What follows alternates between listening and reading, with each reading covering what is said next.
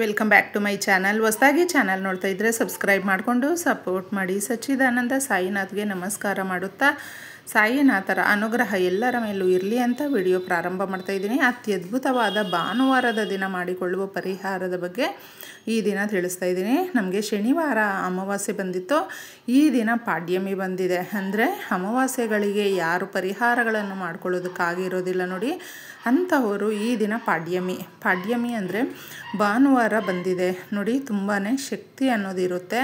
ಯಾಕಂದರೆ ಅಮಾವಾಸ್ಯೆ ಅನ್ನೋದು ಯಾವ ದಿನ ಬಿದ್ದರೂ ಕೂಡ ಅಮಾವಾಸ್ಯೆಗೆ ಇರುವಂಥ ಶಕ್ತಿ ಅದರ ಸರಿ ಸಮಾನಾಗಿ ಇರುವಂಥ ದಿನ ಅಂತ ಹೇಳಿದ್ರೆ ಅದು ಭಾನುವಾರ ಈ ರೀತಿಯ ಪರಿಹಾರಗಳನ್ನು ರೆಮಿಡಿಗಳನ್ನು ಮಾಡ್ಕೊಳ್ಬೇಕಾಗುತ್ತೆ. ಜಾಸ್ತಿ ಈ ಪರಿಹಾರಗಳನ್ನು ಮಾಡ್ಕೊಳ್ಬೇಕು. ಯಾಕಂದರೆ ಶತ್ರುಗಳಿರ್ತಾರೆ, ಹಿತಶತ್ರುಗಳಿರ್ತಾರೆ, ನಮ್ಮ ಜೀವನದಲ್ಲಿ ತುಂಬಾ ತೊಂದರೆಗಳನ್ನು ಕೊಡ್ತಾ ಇರ್ತಾರೆ. ಅವರುಗಳಿಂದನೇ ನಮಗೆ ಸಮಸ್ಯೆಗಳು ಜಾಸ್ತಿ ಆಗಿರುತ್ತೆ. ನಾವು ಒಂದು ಕಡಿಮೆ ಸಂಬಳ ದುಡಿತಾ ಇದ್ರೂ ಕೂಡ ನೆಮ್ಮದಿಯಾಗಿದ್ದೀವಿ, ಆದರೂ ನಮ್ಮ ಪಾಡಿಗೆ ನಮ್ಮನ್ನು ಇರೋದಕ್ಕೆ ಬಿಡೋದಿಲ್ಲ ಅಂತ ನಾವು ಎಷ್ಟೋ ಹೇಳ್ತೀವಿ ನೋಡಿ. ಆ ರೀತಿ ಇರುವಂಥ ಯಾವುದೇ ರೀತಿಯದ್ದು ಆಗಿರಬಹುದು ಸ್ನೇಹಿತರೆ. ಯಾಕಂದರೆ ಒಂದೊಂದು ಸಮಸ್ಯೆಗೂ ಒಂದೊಂದು ಪರಿಹಾರ ನಮಗೆ ತಕ್ಕನಂತೆ ಇರುತ್ತೆ. ಪರಿಹಾರ ಶಾಸ್ತ್ರಗಳಲ್ಲಿ ತಿಳಿಸಿರುವಂಥದ್ದು ನಮ್ಮ ಹಿರಿಯರು ಆಗಿನ ಕಾಲದಲ್ಲಿ ತುಂಬ ಗುಟ್ಟಾಗಿ ಈ ಪರಿಹಾರಗಳನ್ನು ಮಾಡ್ಕೊಳ್ತಾ ಇದ್ರು. ಮನೆಯಲ್ಲಿರುವಂಥ ಸಮಸ್ಯೆಗಳನ್ನು ಆಚೆ ಬಿಡ್ತಾ ಇರಲಿಲ್ಲ, ಒಳಗಡೆನೆ ಆ ಸಮಸ್ಯೆಗಳಿಗೆ ಒಂದು ಪರಿಹಾರ ಅಂತ ಹುಡುಕ್ತಾ ಇದ್ರು. ಅದು ನಮ್ಮ ಅಡುಗೆ ಮನೆಯಲ್ಲಿರುವಂಥದ್ದು ಹಿರಿಯರು ಯಾರಿರ್ತಾರೆ ನೋಡಿ, ಅವ್ರುಗಳಿಗೆ ಗೊತ್ತಿರುತ್ತೆ. ನೀವು ನೋಡಬಹುದು, ಮಕ್ಕಳಿಗೆ ಮೈಗೆ ಹುಷಾರಿಲ್ಲ ಅಂತ ಹೇಳಿದ್ರೆ, ತುಂಬ ಹೆಲ್ತ್ ಇಶ್ಯೂಸ್ ದೊಡ್ಡವ್ರಿಗಾಗಿರಬಹುದು ಚಿಕ್ಕವ್ರಿಗಾಗಿರಬಹುದು ಆಗ್ತಾಯಿದೆ ಅಂತ ಹೇಳಿದ್ರೆ, ಹಾಗೂ ಮನೆಯಲ್ಲಿ ತುಂಬ ನೆಗೆಟಿವ್ ಅಂದರೆ ದರಿದ್ರ ಸ್ನೇಹಿತರೆ.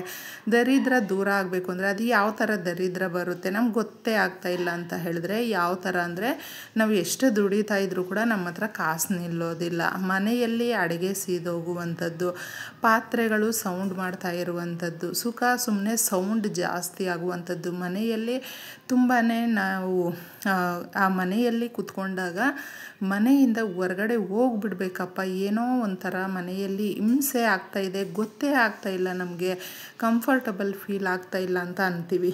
ಕೆಲವೊಂದು ಮನೆಗಳಲ್ಲಿ ನೀವು ನೋಡಬಹುದು. ಇನ್ನು ಕೆಲವು ಮನೆಗಳು ಚಿಕ್ಕ ಮನೆ ದೊಡ್ಡ ಮನೆ ಅನ್ನೋದು ಇಲ್ಲಿ ಮ್ಯಾಟ್ರ್ ಆಗೋದಿಲ್ಲ.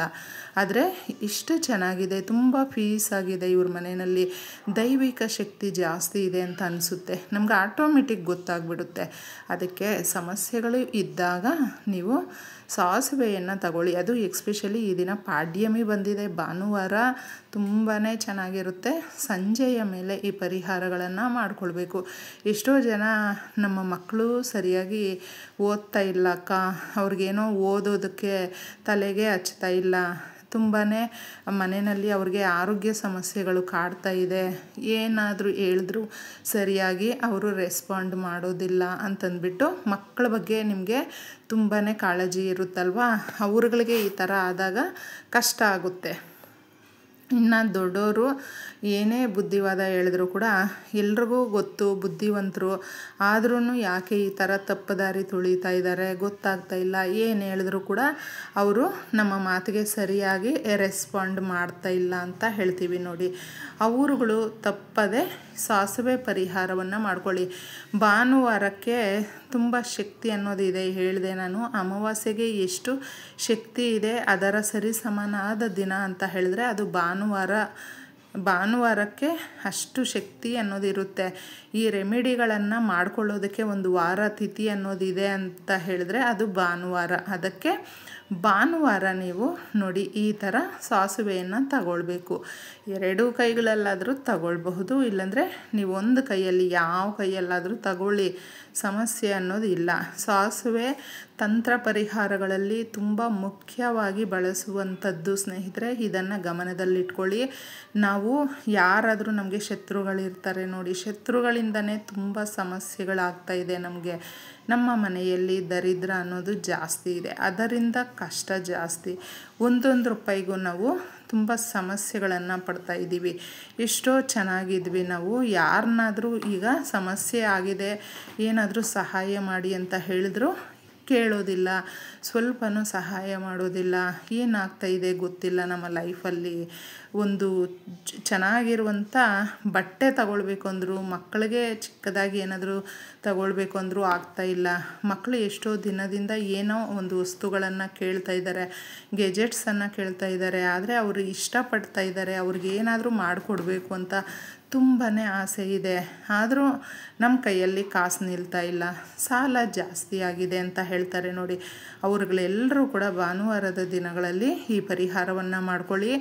ತುಂಬಾ ಎಫೆಕ್ಟ್ ಇರುವಂಥದ್ದು ಸ್ನೇಹಿತರೆ. ಇದನ್ನು ಕಡಿಮೆ ಅಂತ ನೋಡೋದಕ್ಕೆ ಹೋಗ್ಬೇಡಿ. ನೀವು ಕೈಯಲ್ಲಿ ಇಟ್ಕೊಂಡಿರ್ತೀರಲ್ವ, ಇದನ್ನು clockwise, anticlockwise ಅಂತಂದ್ಬಿಟ್ಟು 7 ಸಾರಿ ಸುತ್ತಬೇಕಾಗುತ್ತೆ. ಸಂಜೆ 6 ಗಂಟೆಯ ಮೇಲೆ ನೀವು ಎಷ್ಟೊತ್ತಿಗಾದರೂ ಮಾಡ್ಕೊಳ್ಬಹುದು ಸ್ನೇಹಿತರೆ. ಯಾರಿಗೆ ಏನು ಸಮಸ್ಯೆ ಇರುತ್ತೆ ನೋಡಿ, ಅದು ಎಲ್ಲವೂ ಹೋಗುವ ಒಂದು ಶಕ್ತಿ ಅನ್ನೋದು ಇದೆ ಅಂದರೆ ಈ ವಸ್ತುವಿನಲ್ಲಿದೆ, ಸಾಸುವೆಯಲ್ಲಿದೆ. ಇದನ್ನು ನಾವು ಬಳಸುವ ವಿಧಾನ, ಸಮಯ, ದಿನ, ಇದನ್ನು ನಾವು ಸರಿಯಾಗಿ ಅರ್ಥ ಮಾಡ್ಕೊಂಡ್ಬಿಟ್ರೆ ಸಾಕು. ಸಮಸ್ಯೆಗಳು ಅರ್ಧಕ್ಕೆ ಅರ್ಧ ಕಡಿಮೆ ಆಗಿಬಿಡುತ್ತೆ. ಎಲ್ಲ ರೀತಿಯ ಸಮಸ್ಯೆಗಳಿಗೂ ಒಂದು ಮುಕ್ತಿ ಬೇಕು ಅಂತ ಹೇಳಿದ್ರೆ ಈ ಪರಿಹಾರ. ಕೈಯಲ್ಲಿ ಸಾಸಿವೆಯನ್ನು ಇಟ್ಕೊಂಡಿರ್ತೀರ ನೀವು.